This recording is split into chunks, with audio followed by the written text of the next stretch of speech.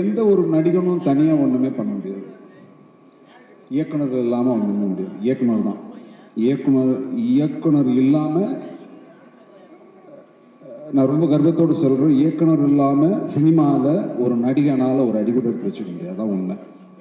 இந்த ஃபேக்ட் நம்ம புரிஞ்சுக்கணும். நடிகன் வந்து அவன் உள்வாங்கிறான், அவன் திருப்பி கொடுக்குறான், அதெல்லாம் ஓகே, அதுதான் அவன் வேலை, அவன் தொழில், அது செய்யணும், அது வேறு. ஆனால் அங்கே இயக்குனர் இல்லாமல் அணுவளவும் செய்யாது. அதுதான் உண்மை. நீ யார் அப்படின்னு கேட்டால் நான் வந்து நடிகன், ட்ரெயின்டு நடிகன் சொல்வேன். அது என் கர்வம். ஆனால் எனக்கு ஒரு படமும் புது படம் தான். நம்ப மாட்டீங்க, நான் வந்து எந்த படத்துக்கு போனாலும் ஃபஸ்ட்டு 2 நாளுக்கு முன்னாடி, 4 அன்னைக்கு ஷூட்டிங் போகிறோன்னா இன்னிலேருந்து எனக்கு ஜுரம் வந்துடும். அந்த பயம் இருந்துகிட்டே இருக்கும். நம்ம என்ன பண்ண போகிறோம். அதை ஒரு மொமெண்ட்டும் அதை ஃபுல்ஃபில் பண்ணுறது இயக்குனர் இல்லாமல் இது சான்சஸே இல்லை. அந்த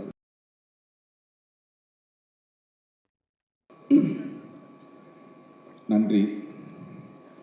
கடைசியாக பேசுறதுல கொஞ்சம் சிரமங்கள் இருக்குது. எல்லாரும் பேசிடுவாங்க, என்ன பேசுறதுன்னு தெரியாது.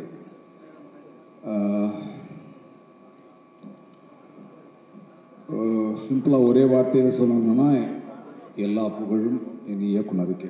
இதை நான் வந்து எப்பவுமே சொல்வேன். ரஞ்சித்துக்கு தெரியும். எந்த ஒரு நடிகனும் தனியாக ஒன்றுமே பண்ண முடியாது. இயக்குனர் இல்லாமல் ஒன்றும் பண்ண முடியாது. இயக்குனர் தான். இயக்குனர் இல்லாமல், நான் ரொம்ப கர்வத்தோடு சொல்கிறேன், இயக்குனர் இல்லாமல் சினிமாவில் ஒரு நடிகனால் ஒரு அடிக்கூட எடுத்து வச்சுக்க முடியாது. அதான் உண்மை. இந்த ஃபேக்ட் நம்ம புரிஞ்சுக்கணும். நடிகன் வந்து அவன் உள்வாங்கிறான், அவன் திருப்பி கொடுக்குறான், அதெல்லாம் ஓகே, அதுதான் அவன் வேலை, அவன் தொழில், அது செய்யணும், அது வேறு. ஆனால் அங்கே இயக்குனர் இல்லாமல் அணுவளவும் செய்யாது. அதுதான் உண்மை. நான் முதல்லையே அது பேச்சு ஆரம்பிக்கும் போது மாறிக்கு என் நன்றியை சொல்லுவேன். நீங்கள் இல்லைன்னா இது நடந்திருக்காது, என்னால் நடிச்சிருக்க முடியாது. இன்னொன்று முக்கியமாக எனக்கு என்னென்னா, எப்போவுமே நீ யார் அப்படின்னு கேட்டால் நான் வந்து நடிகன், ட்ரெயின்டு நடிகன் சொல்வேன். அது என் கர்வம். ஆனால் எனக்கு ஒரு படமும் புது படம் தான். நம்ப மாட்டீங்க, நான் வந்து எந்த படத்துக்கு போனாலும் ஃபஸ்ட்டு 2 நாளுக்கு முன்னாடி, 4 அன்னைக்கு ஷூட்டிங் போகிறோன்னா இன்னிலேருந்து எனக்கு ஜுரம் வந்துடும், வயிறு சரியில்லாமல் போயிடும், நிறைய பிரச்சனை வரும். ஏன்னா எனக்கு 4 அன்னைக்கு ஷூட் இருக்குது, நான் என்ன பண்ண போகிறேன்னு தெரியாது. இது ஃபஸ்ட் டைம்லாம் நான் வந்து ரொம்ப பிளாங்காக தான் இருப்பேன். படம் முழுக்க அப்படி தான் இருப்பேன் நிறைய நேரங்களில். பட் ஜென்ரலாக வந்து அந்த பயம் இருந்துகிட்டே இருக்கும். நம்ம என்ன பண்ண போகிறோம். அதை ஒரு மொமெண்ட்டும் அதை ஃபுல்ஃபில் பண்ணுறது இயக்குனர் இல்லாமல் இது சான்சஸே இல்லை. இந்த படம். நன்றி அகெயின். அண்ட் லால் சார், அவரோட எனக்கு ரெண்டு சீன் இருந்தது. அவரோட வாய்ஸ் வந்து ரொம்ப எங்கேருந்தோ வரும். அது உள்ள அவர் அதை பேசுகிற டைலாக்ஸ் எல்லாமே சரி, அந்த எமோஷன்ஸ் எல்லாமே அப்படியே மனசுக்குள்ளே எங்கேயோ ஒரு இடத்துல நம்ம அப்படி தச்சுக்கிட்டே இருக்கோம். அந்த voice amazing voice, fantastic voice. And அவரோட த கிரேட் தொம்மம்ம மக்களும் வந்து நான் தமிழில் அவர் ரோல் நான் பண்ணியிருக்கேன். And thank you sir, nice to work with you. And Aamir சாரோட எனக்கும் அதே அவர் சொன்ன மாதிரி தான், அப்படியே அங்கே ஹாய் பாய் அப்படியே பேசிக்குவோம், அவ்வளோதான். ரோல் இல்லை. Thank you sir. உங்களோட நீங்களும் நான் ஒரு படத்தில் நடிச்சிருக்கோம். அப்புறம் அது மட்டும் இல்லாமல் மதன் இருக்கார் நினைக்கிறேன், கிளம்பிட்டார்னு நினைக்கிறேன்.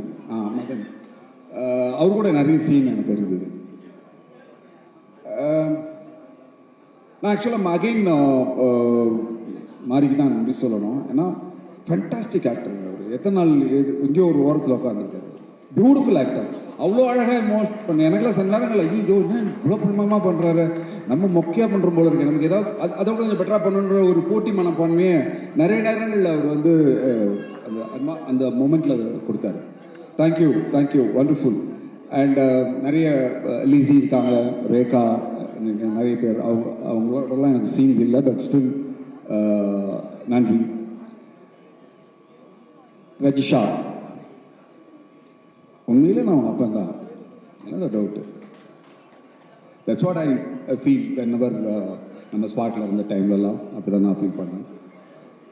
Nice to work with you. So amazing actors and நிறைய போகணும் ஃபியூச்சரில் டெஃபினட்டாக. அண்ட் அடுத்த ஸ்டாரினி அனுபமா. அவங்களோட ஒரு சீன் எனக்கு இருந்தது. ரொம்ப சீன் இல்லை, கொஞ்சம் தான். அவங்களுக்கு கல்யாணம் ஆக போகிற மாதிரி ஒரு சீன், அது சொல்லக்கூடாது. அந்த இடத்துல வந்து ஒரு எமோஷ்னல் மூமெண்ட் வந்து பண்ணாங்க. ரொம்ப பிரமிப்பாக இருந்தது. நான் அங்கேயே கூப்பிட்டு சொன்ன மாதிரியே பல கலக்கிறாங்க ஒன்று. எனக்கு அடுத்த சீன் எனக்கு டைலாக் வரணும் நல்லா வரவே இல்லை வாயிட்டு. ரொம்ப பியூட்டிஃபுல்லாக இருக்குது, அமேசிங். நான் அன்றைக்கும் சொன்னேன் உங்ககிட்ட. Great, thank you. அண்ட் ஸ்டார், இப்போ அவர் சொன்னார் இல்லையா, இந்த ரேஞ்சில் நான் கொஞ்சம் இந்த ரேஞ்சில் இருந்து பார்த்துருக்கேன். பெஸ்ட் பார்ட் என்னென்னா, படம் ஆரம்பித்த 3வது நாள் நைட் ஷூட் நினைக்கிறேன். அன்றைக்கி விக்ரம் ஃபோன் பண்ணார். எப்படி போகுது?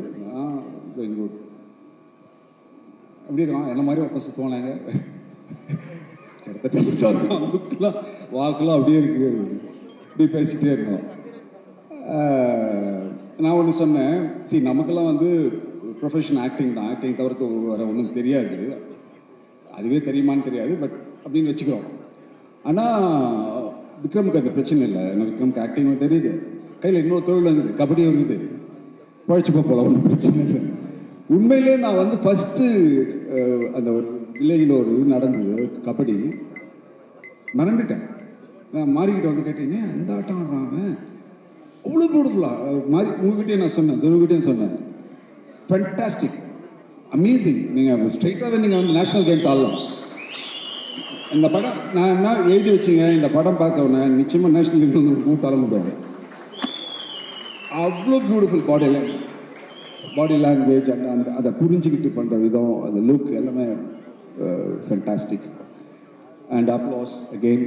Thank you Aditi and Manind, always amazing, wonderful production house. Thank you once again. அப்புறம் முக்கியமான ஒரு கேரக்டர் இருக்கார் என் தம்பி ரஞ்சித். நீலமில் ஒர்க் பண்ணுறதுல ஒரு சோகம் இருக்குது. அது நம்ம ஃபேமிலி ப்ரொடக்ஷன் மாதிரி. அது இது எல்லாமே உறவு மாதிரி. தம்பி ரஞ்சித், என் தம்பி, இல்லை ப்ரொடக்ஷனில் ஒர்க் பண்ணுற அத்தனை பேருமே நம்மளுடைய அண்ணன் தம்பி, இந்த மாதிரி தான் அந்த டீம் இருக்கும். அது என்னுடைய ஒரு குடும்ப படமாக தான் நான் இதை பார்க்குறேன். அப்படி தான் அந்த டோட்டல் அட்மாஸ்பியர் அப்படி இருந்தது. நன்றி அகைன் ரஞ்சித். நான் இன்னொன்று முக்கியமாக அந்த ஃபைனலாக ஒன்று சொல்லணும்னு நினைக்கிறேன். நாங்கள் ஒர்க் பண்ண எல்லாரை விட ஒரு பெரிய டீம் ஒன்று இருக்குது. அந்த டீம் இல்லைன்னா இந்த படம் வந்து சாத்தியம் இல்லை. நான் அவுட் ஆஃப் இது போகிறேன்னு நினைக்கிறேன். எல்லா அசிஸ்டன்ட் டைரக்டரும் கொஞ்சம் மேடை கேட்கலாம், நல்லா இருக்கும் ப்ளீஸ். ஏன்னா அவங்க இல்லைன்னா இது சாத்தியமே இல்லை. பேய் மாதிரி வேலை பார்த்தாங்க. ஒவ்வொரு வாங்க மேலே அப்படி ஒரு எனர்ஜெட்டிக் டீம் அது. அது அவங்கள நம்ம இங்கே மேடையில் ஏற்கலைன்னா இந்த நிகழ்வு வந்து முட்டு பெறாதுன்னு நான் நினைக்கிறேன். ப்ளீஸ் கம் எல்லாரும் வாங்க. Can we please have the assistant directors to join? உங்கள் எல்லாருக்கும் என் நன்றியை தெரிவிச்சுக்கிறேன். நீங்கள் இல்லைன்னா நாங்கள் பர்ஃபார்ம் பண்ணுறதுக்கு வாய்ப்பே இல்லை. தேங்க்யூ. அண்ட் நீங்கள் ஏதோ ஒன்று கொடுப்பீங்க, நான் அதை இவங்ககிட்டே வாங்கிக்கிறேன். தேங்க்யூ. ப்ளீஸ்.